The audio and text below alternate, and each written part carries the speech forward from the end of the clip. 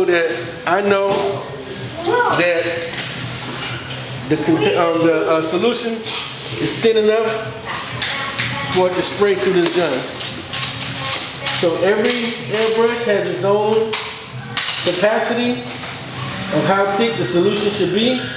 I can't tell you exactly how much solution to use compared to how much alcohol.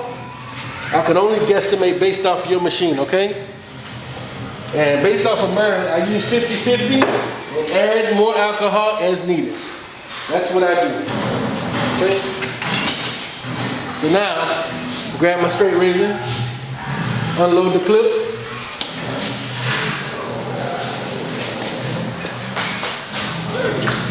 Spray that.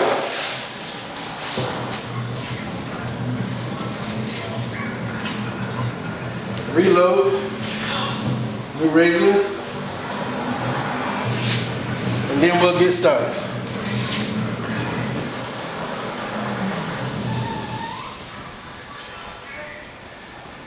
Here we go. Yeah, a lot of people skip that part with the Kiss Express. A lot of people skip that part and they go straight from haircut to doing the corners, the edge up, without showing you how to apply the Kiss Express. That's not what we're doing here. We show you how to apply the Kiss Express. We tell you how much solution to use and how to adjust it based off of your airbrush machine.